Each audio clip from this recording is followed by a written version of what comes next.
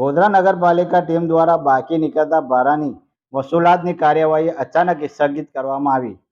Lunch બ્રેકનું કારણ આગળ ધરી 2 કલાક માટે કામગીરી સ્થગિત કરવામાં આવી. ગોધરા નગરપાલિકા દ્વારા ભાડું નહીં ભરનાર દુકાનોને સીલ કરવાની કાર્યવાહીને લઈને ગોધરાના વેપારીઓ હાઈકોર્ટમાં જતા કોર્ટ તરફથી 25% રકમ ભરી કાર્યવાહી હાલ પૂરતી સ્થગિત કરવામાં આવી હોવાનો વેપારી આગેવાનનો દાવો. આજરોજ ગોધરા નગરપાલિકા દ્વારા પોલીસ બંદોબસ્ત સાથે રાખી વેપારીઓ પાસેથી બાકી નીકળતા ભાડાની રકમ વસૂલાત માટેની કાર્યવાહી હાથ ધરવામાં આવી હતી. ગઈકાલે 38 વેપારીઓ પાસેથી 9.5 લાખ ભાડાની રકમ વસૂલાત કરવામાં આવી હતી અને 2 દુકાનો સીલ કરવામાં આવી હતી.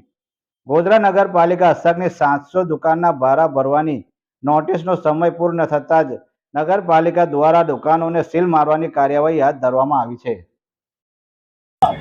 અહીંયા આજે સીલની કામગીરી ચાલુ હતી, ગઈકાલની કન્ટિન્યુ કરવામાં આવેલી હતી. એમાં અમુક વેપારીઓ દ્વારા એવું કહેવામાં આવ્યું છે કે કોર્ટે કંઈ સ્ટે આપ્યો છે. આથી અમારા જે માનનીય ઇન્ચાર્જ ચીફ ઓફિસર શ્રી છે એમનું કહેવાનું એવું છે કે late us honor the court. આપણે કોર્ટનું ઓનર કરીએ અને આપણે વેઇટ કરીએ કે હુકમ શું છે. હુકમ આવી જાય 3 વાગે અપલોડ થશે એવું આ લોકોનું કહેવાનું છે. હુકમ આવી જાય પછી અમે આગળની કાર્યવાહી કરીશું કે શું ઓર્ડર આવ્યો છે, એક્ઝેક્ટ કોર્ટ શું કહેવા માંગે છે, ત્યાર પછી અમે આગળની કાર્યવાહી કરીશું. પાલિકાના લોયર સાથે હું હમણાં થોડી વારમાં વાત કરવાની છું અને આગળ શું કાર્યવાહી છે એ અમે જોવાના છીએ. પણ અમે આમાં કોર્ટની અંદર અમારો રિપ્લાય ફાઇલ કરીશું. ઓર્ડર આવે ત્યાં સુધી અમે અત્યારે લંચ બ્રેક પણ છે, એટલે હાલ તો લંચ બ્રેક છે. ઓર્ડર આવે પછી જોઈએ, પછી ઓર્ડર વાંચીને પછી આગળની કાર્યવાહી ચાલુ કરીશું.